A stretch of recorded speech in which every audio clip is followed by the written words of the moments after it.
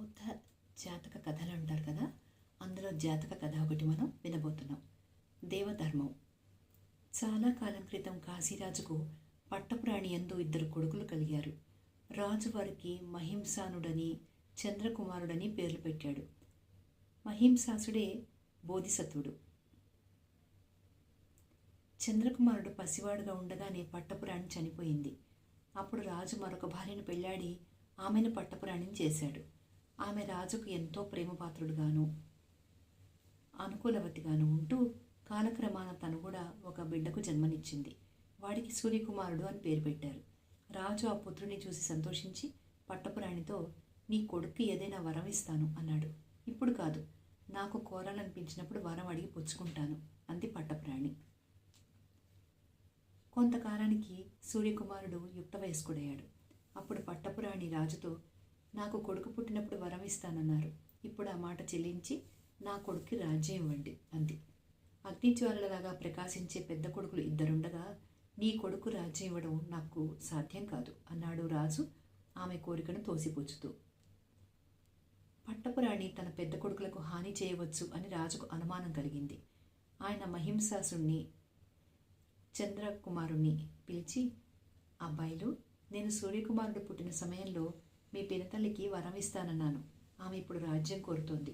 నేను ఆమెకు రాజ్యం ఇవ్వదలుచుకోలేదు. అయితే స్త్రీ బుద్ధి ప్రళయాంతకమైనది. ఆమె మీకు ఏదన్నా కీడు చేయవచ్చు. అందుచేత మీరు వెంటనే అరణ్యాలకు వెళ్ళి నేను కన్నుమూసాక తిరిగి వచ్చి ఈ రాజ్యం ఏలుకోండి అని చెప్పాడు. ఆయన కన్నీరు కారుస్తూ తన 2 కొడుకుల తలలో ముద్దులు పెట్టుకుని వీడ్కోలు చెప్పాడు. ఇదేమీ సూర్యకుమారుడు ఎరగడు.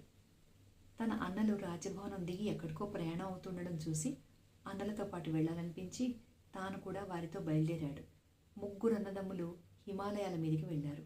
బోధిసత్వుడు దారికి ఎడంగా ఉన్న ఒక చెట్టు కింద కూర్చుని సూర్యకుమారుడితో, బాబు, ఆ కనిపించే కొలనుకు వెళ్ళి స్నానం చేసి దాహం తీర్చుకుని మా ఇద్దరికి తాగడానికి తామరాకులతో నీరు పట్టుకురా అన్నాడు. ఆ కొలను ఒక జలరాక్షసుడైన యక్షుడిది. కుబేరుడు దాన్ని ఆ జలరాక్షసుడికి ఇచ్చి దేవధర్మం ఎరిగిన వారిని విడిచిపుచ్చమని, అది తెలియని వాళ్ళెవరైనా కొలనులో దిగితే వారిని భక్షించమని, కొలనులోకి దిగని వారి జోలికి పోవద్దని చెప్పాడు. అది మొదలు ఆ యక్షుడు కొలనులో దిగిన ప్రతి మనిషిని దేవధర్మం ఏమిటి అని అడిగి చెప్పలేని వారిని భక్షిస్తూ వస్తున్నాడు. అందుచేత సూర్యకుమారుడు కొలనులోకి దిగగానే ఆ యక్షుడు అతన్ని, నీకు దేవధర్మం తెలుసునా అని అడిగాడు. ఆ, తెలుసు. దేవధర్మం అంటే సూర్యచంద్రుడు అన్నాడు సూర్యకుమారుడు. నీకు దేవధర్మం తెలీదు అని యక్షుడు సూర్యకుమారుని తన నివాసానికి తీసుకుపోయి అక్కడుంచాడు. సూర్యకుమారుడు ఎంతకీ రాకపోవడం చూసి బోధిసత్వుడు చంద్రకుమారుని కొలనుకు పంపాడు. యక్షుడు అతన్ని కూడా పట్టుకుని దేవధర్మం ఏమిటి అని అడిగాడు. దేవధర్మం అంటే 4 దిశలు అన్నాడు చంద్రకుమారుడు. నీకు దేవధర్మం తెలీదు అని చెప్పి యక్షుడు అతన్ని కూడా తీసుకుపోయి తన నివాసంలో ఉంచాడు. చంద్రకుమారుడు కూడా ఎంతకు రాకపోయేసరికి బోధిసత్వుడు ఏదో విపత్తు సంభవించి ఉంటుంది అనుకుని తానే స్వయంగా బయలుదేరి కొలనుకు వచ్చాడు. 2 మనుషులు కొలనులోకి దిగిన చిహ్నాలు కనిపించాయి, కానీ అందులో నుంచి బయటకు వచ్చిన జాడ కనిపించలేదు. ఇందులో ఎవరో రాక్షసుడున్నాడు కాబోలు అనుకుని బోధిసత్వుడు కత్తి దూసి చేత పట్టుకుని యుద్ధానికి సిద్ధంగా నిలబడ్డాడు. అతను నీటిలోకి దిగకపోవడం చూసి జలరాక్షసుడైన యక్షుడు ఆటవికుడి రూపంలో అతని ముందుకు వచ్చి, మహాశయ, నీటిలోకి దిగి స్నానం చేసి దప్పిక తీర్చుకోక ఒడ్డున ఎందుకులా నిలబడి ఉన్నారు అని అడిగాడు. ఈ కొలనుకు అధిపతి అయిన యక్షరాక్షసుడు ఈ మనిషి అయి ఉంటాడు అని బోధిసత్వుడికి అనుమానం కలిగింది. నా తమ్ములను పట్టుకుపోయింది నువ్వేనా అని అతను యక్షుడిని అడిగాడు. అవును, వాళ్ళని పట్టుకుపోయింది నేనే అన్నాడు యక్షుడు. ఎందుకు అలా చేసావు అని బోధిసత్వుడు అడిగాడు.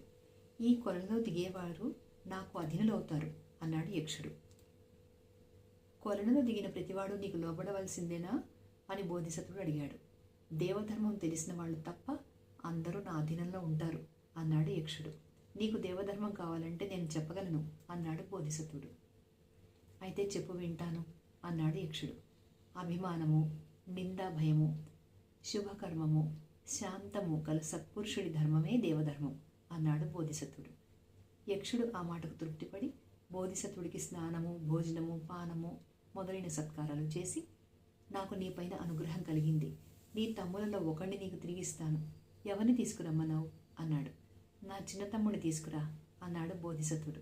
పండితుడా, నీకు దేవధర్మం తెలుసు, కానీ దాన్ని అమలుపరచడం తెలియదు అన్నాడు యక్షుడు. ఏ అని అడిగాడు బోధిసత్వుడు. నీ తమ్ములలో పెద్దవాడిని వదిలి చిన్నవాడిని అడగడంలో పెద్దవాడికి గౌరవం లేకుండా చేస్తున్నావు అన్నాడు యక్షుడు. యక్షుడా, నేను దేవధర్మాన్ని ఆచరించేవాడిని కనుకనే అలా కోరాను. నా చిన్న తమ్ముడి కారణంగానే నేను అరణ్యాలకు రావడం జరిగింది.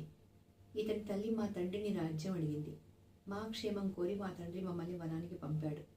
ఇతను లేకుండా నేను మా దేశానికి పోయి వాణ్ణి ఎవరో యక్షుడు మింగేశాడు అంటే ఎవరైనా నమ్ముతారా అన్నాడు బోధిసత్వుడు.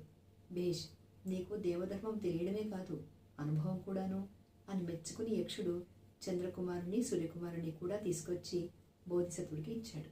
కొంతకాలం గడిచాక ముసలిరాజు చనిపోయినట్లు తెలిసింది. బోధిసత్వుడు తన తమ్ముళ్ళిద్దరితోనూ తన దేశానికి తిరిగి వెళ్ళి రాజ్యాభిషేకం చేసుకుని తన తమ్ముడైన చంద్రకుమారుణ్ణి యువరాజుగాను సూర్యకుమారుని సేనాపతిగాను నియమించి రాజ్యపాలన చేశాడు. ఇది జాతక కథ.